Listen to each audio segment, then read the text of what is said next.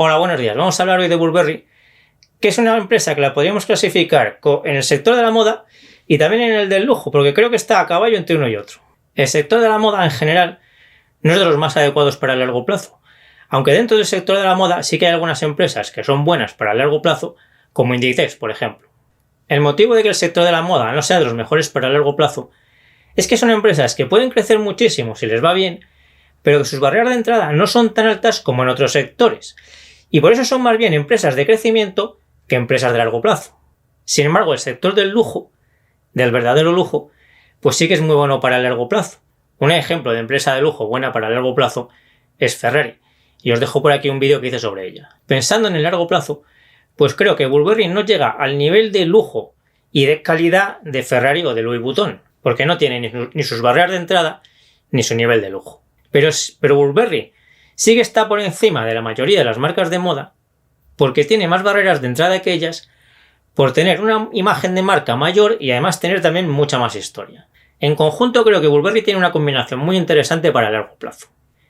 Fijaros que de 2002 a 2020 ha multiplicado sus ingresos por 5 veces y su beneficio por acción por 7 veces, si excluimos la caída lógica y normal que tuvo por el parón económico que empezó a mediados de marzo de 2020. Y esto es un crecimiento muy bueno, lógicamente. Aunque Burberry no llega a ser Ferrari, claro, pues tiene una buena imagen de marca. Burberry se creó en 1856. Y las marcas con tanta historia pues gustan mucho a los clientes en este sector. En otros sectores como la tecnología, pues la antigüedad de la marca no es importante. Y entonces esta antigüedad tan grande es una barrera de entrada que no tienen otras empresas de moda. Lógicamente, pues no vale solo con ser antigua, porque además tiene que estar bien gestionada y sus productos tienen que ser buenos. Pero esta antigüedad tan grande que tiene Burberry es uno de sus atractivos. Una cosa muy importante para nosotros como inversores de largo plazo es que Burberry quiere diferenciarse cada vez más, alejarse cada vez más del sector de la moda y meterse cada vez más en el sector del lujo.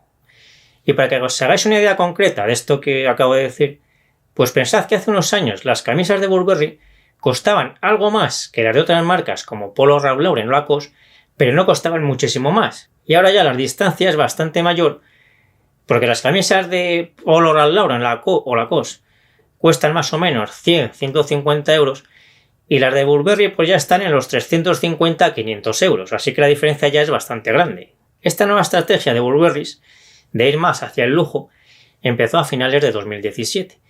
Y Burberry dice que su objetivo es llegar a un público nuevo manteniendo el que ya tenía. Pero a mí me parece que una parte del público que tenía sí que lo pierde, o lo está perdiendo. Porque para mucha gente que hace unos años era razonable comprarse una camisa de Burberry, pues con esta diferencia de precio creo que ya no es razonable. De momento esta estrategia de subir los precios, pues le está saliendo bien, que es lo que nos importa como inversores. Y por eso están creciendo tanto sus beneficios y sus ingresos. El caso es que Burberry quiere ser cada vez menos moda y más lujo, y por eso también veréis que cada vez es más difícil encontrar productos de Burberry en tiendas de ropa generalistas, que son las que venden ropa de muchas marcas. Y esto es así porque para las empresas de lujo es muy importante el sitio donde se compran sus productos, porque la calidad, el ambiente y todo esto del sitio determina mucho el nivel de lujo de lo que se compra ahí.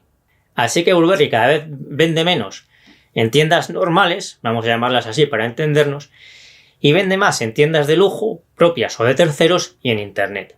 Y esto lo hace por lo que os acabo de decir, porque es más fácil cobrar 500 euros por una camisa en una tienda de lujo que en una tienda normal, entre comillas, aunque la camisa sea exactamente la misma. Y con todo esto, otra cosa importante como inversores es que consigue mejorar tanto su margen de beneficios como su crecimiento, porque para un mismo precio de venta al público, Burberry gana más si vende esa camisa en sus propias tiendas o en su propia página web en internet que si la vende en tiendas de otros. Lo que pasa es que para que esto sea rentable, pues hay que vender mucho, claro, porque la mayoría de las tiendas de ropa, si vendiesen su ropa solo en tiendas propias, en las que solo se vendiese su ropa, pues ganarían mucho menos dinero o incluso lo perderían, porque esto lo que hace es subir mucho los costes fijos. Entonces, para ganar más tienes que vender mucho y que ese volumen de venta haga que estos costes fijos, que inicialmente son más altos, acaben suponiendo relativamente poco. Un detalle, pero es importante para entender este cambio de Burberry, es que algunas de sus tiendas son realmente sitios muy lujosos e incluso con restaurantes de lujo dentro. De momento el tema de los restaurantes en los beneficios de Burberry y en sus ingresos pues es muy poco importante, es cuestión de imagen. Pero creo que es un detalle que nos ayuda a entender mejor el cambio que está haciendo Burberry de diferenciarse o alejarse de la moda y adentrarse cada vez más en el lujo. Y con esto también vemos que si esto le va saliendo bien en el futuro, o sea, este mejora o aumento o crecimiento de la imagen de marca para ser cada vez más lujo, pues en el futuro es posible que estén negocios nuevos en los que ahora no está. Porque hasta hace muy poco tiempo, Burberry no tenía restaurantes y no era esperable que Burberry tuviese restaurantes. El caso es que para ganar más dinero vendiendo tus productos en tiendas propias, tienes que tener una imagen de marca muy buena y vender mucho. Si lo consigues es una ventaja, como es el caso de Burberry. Por esta misma idea de tener cada vez más una imagen de lujo, pues cada vez hay menos rebajas en los productos de Burberry. Y con esto pasa un poco lo mismo que os acabo de contar con las tiendas propias. Que lo de no hacer rebajas está muy bien y te sale bien en el caso de que lo sepas hacer y lo puedas hacer. Pero esto no lo puede hacer todo el mundo porque tiene un coste. Porque claro, no hacer rebajas no consiste en decir que no bajas los precios y que te compren todo lo que has fabricado al precio normal de venta. El coste de no hacer rebajas es que finalmente no llegan a venderse algunos de los productos que teóricamente se deberían haber rebajado. Así que hay que deshacerse de esos productos no vendidos sin ingresar nada por ellos.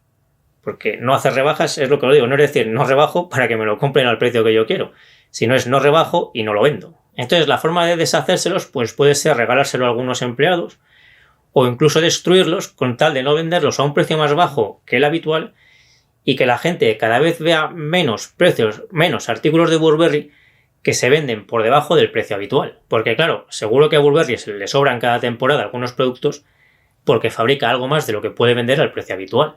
Si vendes esos productos con descuento, pues esos productos que te sobran, digamos, pues consigues algo de dinero, pero das la imagen, que dan muchas marcas, la mayoría, como es normal, de que esperando las rebajas, pues puedes comprar los mismos productos a un precio más bajo.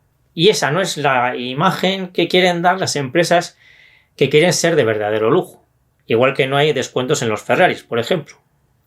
De momento no es que Burberry no haga ninguna rebaja, pero cada vez hace menos y su ideal sería llegar a no hacer nunca rebajas. ¿Y por qué no les gustan las rebajas a las marcas de lujo hasta el punto de llegar a renunciar a algunos ingresos con tal de no hacer rebajas? Pues hay varios motivos. Uno de los motivos es que una marca de lujo no hace rebajas porque muchos de sus clientes quieren que el que les vea llevar esos productos sepa que han pagado por ellos el precio normal y que no los han comprado rebajados. Nos parezca bien o mal esta situación, el caso es que pasa y las marcas de lujo lo tienen que tener en cuenta para hacer sus estrategias. Como inversores, esto de que una marca consiga hacer cada vez menos rebajas está muy bien, pero es difícil de conseguir. Y justo porque es difícil de conseguir y lo consiguen muy pocas, eso es un atractivo para los inversores en empresas como Burberry, como es este caso. Actualmente una parte pequeña de los ingresos de Burberry viene de las licencias que da para que se fabriquen productos con su nombre. Estos son productos que no hace Burberry. Por ejemplo, las colonias Burberry y las gafas Burberry no las fabrica Burberry, sino otras empresas otras empresas que hacen habitualmente colonias y gafas, a las que Burberry le da permiso para utilizar su nombre. Este negocio de licencias en este tipo de productos, o cualquier otro, da poco dinero, pero el riesgo y los gastos son casi nulos, por lo cual casi todos los ingresos se convierten en beneficios. Y esto es así porque, claro, los costes los llevan la empresa que fabrica esas colonias o esas gafas, y a Burberry le da un porcentaje de las ventas. Entonces Burberry ni invierte dinero ni gasta dinero, solo es que por ceder su nombre tiene más ingresos. En el futuro, si Burberry sigue consiguiendo aumentar su imagen de marca, pues es posible que cada vez haya más productos que quieran fabricarse con la licencia de Burberry y que eso le vaya dando más ingresos. Se me ocurre, por ejemplo, pues modelos de coches que lleven la tela de Burberry y el nombre de Burberry y eso le dé más ingresos de lo que le da ahora este tipo de negocio de licencias. Pues imaginaos, por ejemplo, el Porsche 911 Burberry. Además de por vender más productos y a mayores precios, parte del crecimiento de Burberry va a venir por el plan de ahorro de costes que tiene y que tiene su importancia. De momento este plan de ahorro de costes va bien, según lo previsto. El destino que le piensa dar Burberry a los beneficios que tenga en los próximos años son las 4 cosas que veis en este gráfico. Estas 4 cosas pues realmente son lo que suelen hacer todas las empresas, con sus beneficios. Pero hay algo que merece la pena destacar en este caso. Lo más habitual es que las empresas destinen parte de sus beneficios a crecer, a aumentar su negocio, a crecer más y otra parte a pagar dividendos. Estas son las dos primeras cosas que veis aquí y son lo habitual, y en el caso de Burberry no tiene nada de especial tampoco. La tercera, la de las inversiones estratégicas, pues lo que quiere decir es que Burberry podría comprar alguna otra empresa si en algún momento dado ve una buena oportunidad para hacerlo. Y esto también entra dentro de lo habitual. No es que las empresas lo hagan todos los años, pero cualquier empresa lo puede hacer en cualquier momento o en algún momento. Así que lo lógico es que todas las empresas tengan esta puerta abierta por si en algún momento les surge esta oportunidad. En el caso de Burberry, pues esto podría surgir y podría ser más interesante de lo normal, por lo que hemos visto de que quiere entrar cada vez más en el negocio del lujo, y eso le puede hacer entrar en negocios nuevos, porque hemos visto hace un momento que ya tiene algún restaurante, de momento muy pocos, que es un negocio que no era esperable que tuviese Burberry hasta hace poco. Pues quizá te pueda comprar negocios que sorprendan en el sentido de que no sean lo esperable de Burberry de otras marcas de moda, por ejemplo. El cuarto destino de los beneficios es el de las recompras de acciones y los dividendos extraordinarios. Y este también tiene algo de especial en el caso de Burberry, porque Burberry es una empresa que en este momento tiene un poco de deuda, pero tradicionalmente ha tenido exceso de liquidez. Aunque en realidad, y a efectos de su capacidad para hacer recompras de acciones y pagar dividendos extraordinarios, debemos considerar que Burberry sigue teniendo exceso de liquidez por lo siguiente. Si os fijáis en los datos que tengo en la base de datos, y el enlace a la base de datos ya sabéis que está en la descripción de este vídeo, igual que en la descripción de todos los vídeos, pues veréis que Burberry tenía exceso de liquidez durante muchos años, hasta que de repente en 2019 pasa a tener deuda. ¿Pero por qué empieza a tener Burberry deuda en 2019? Pues porque este año cambian las normas de contabilidad y los alquileres pendientes de pagar y ya contratados, pues pasan a ser incluidos en la deuda. Imaginad, por ejemplo, que Burberry tiene un contrato de alquiler en una de sus tiendas en París hasta 2030, por ejemplo, y que ese alquiler le cuesta 300.000 euros al año. Pues hasta este cambio de normas contables, ese alquiler lo iba pagando todos los años con los ingresos del año y le suponía un gasto de 300.000 euros al año por todo el alquiler de todo el año. Tras este cambio de normas contables, lo que se hace es que la deuda de Burberry pasa a aumentarse en 3 millones de euros, que es el alquiler que tiene contratado para los próximos 10 años. 10 años por 300.000 euros son 3 millones de euros que tiene Burberry pendiente de pagar, pero en los próximos 10 años, no es que los tenga que pagar ahora.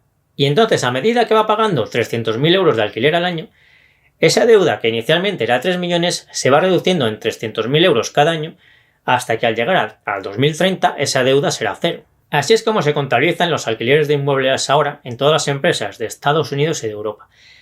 Lo que pasa es que a algunas empresas les afecta mucho y a otras les afecta muy poco. A empresas como Burberry, que tienen muchos locales en alquiler, pues este cambio le afecta mucho. Y por eso en 2019 pasó de tener exceso de liquidez a tener deuda neta. Pero realmente la situación de Burberry es la misma que antes de este cambio contable. Y si esta norma contable no hubiera cambiado, pues Burberry seguiría teniendo exceso de liquidez. Así que a efectos prácticos de que Burberry siga haciendo recompras de acciones y pagando dividendos extraordinarios, pues debemos considerar que la posición de liquidez de Burberry es de exceso de liquidez y no de deuda neta. Así que es bastante probable que haga recompras de acciones y pague dividendos extraordinarios en el futuro. Así que lo más especial de estos cuatro destinos habituales de todas las empresas para sus beneficios, es que por este cambio hacia el lujo, pues es posible que Burberry invierta en empresas que nos sorprendan, de sectores que en principio no son el suyo, y que la probabilidad de que pague dividendos extraordinarios y haga recompras de acciones pues es bastante alta. De hecho, podéis ver en los datos que tengo en la base de datos que desde 2016 el número de acciones de Burberry se está reduciendo, porque ya lleva varios años haciendo recompras y amortizaciones de acciones. Y como os digo, la probabilidad de que lo siga haciendo es alta. Y un dato muy interesante es que Burberry está haciendo estas recompras y amortizaciones de acciones con un payout que es bastante alto, del 50-60% más o menos. Si recordáis, os conté en este vídeo que os dejo por aquí sobre las políticas de dividendos de Estados Unidos y de Europa, que las empresas que siguen la política de dividendos estadounidense pues normalmente tienen un payout bajo. La política estadounidense es la de pagar dividendo en efectivo y además recomprar acciones, recomprar y amortizar acciones. Pues las empresas que hacen esto suelen tener un payout más bajo, como es lógico, que las que solo pagan dividendo en efectivo. Pues Burberry junta lo mejor de las dos políticas de acciones, la europea y la estadounidense, porque tiene un payout alto o normal, como si no hiciese recompras de acciones, pero es que además hace recompras de acciones. Los ingresos de Burberry se reparten como veis aquí. Donde más vendes en Asia, China sobre todo, luego en Europa y Oriente Medio y luego en Estados Unidos. Tiene una buena diversificación geográfica. Para valorar Burberry debemos tener en cuenta que en 2020 el parón le afectó mucho. En 2021 el parón también le va a afectar mucho porque tened en cuenta que el ejercicio fiscal de Burberry acaba en marzo. O sea, su ejercicio 2021 acaba en marzo de 2021, dentro de poco. Y claro, pues estos últimos trimestres han sido malos como todos sabemos. Así que creo que lo mejor es que tomemos como base su beneficio por acción de 2019, que fue de 0,82 libras y es su último ejercicio normal, y que pensemos que una vez que termine el parón, su beneficio por acción irá aumentando por encima de ese nivel. Y que probablemente el crecimiento aumente a un ritmo relativamente alto por estos planes de cambio de imagen y de ahorro de costes y pase ir cada vez más hacia el mundo del lujo que estamos viendo, y que probablemente le hará crecer los beneficios a un ritmo, pues eso, relativamente alto. Teniendo todo esto en cuenta, pues creo que Burberry en este momento es una buena compra entre 10 y 13 libras. En esta zona el PER, calculado con el beneficio por acción de 0,82 libras de 2019 que os he dicho, pues está entre 12 y 16 veces y la rentabilidad por dividendo está entre el 3,3 y el 4,3%. Así que este me parece un buen precio para Burberry teniendo en cuenta estos planes de crecimiento. Y teniendo en cuenta además lo que os decía antes, que en la práctica es una empresa con exceso de liquidez que tiene una capacidad alta para recomprar y amortizar acciones e incluso para pagar dividendos extraordinarios, a la vez que desarrolla todos estos planes de crecimiento. Y yo me despido ya hasta el próximo vídeo y nos seguimos viendo en el foro de invertirenbolsa.info, en Facebook y en Instagram.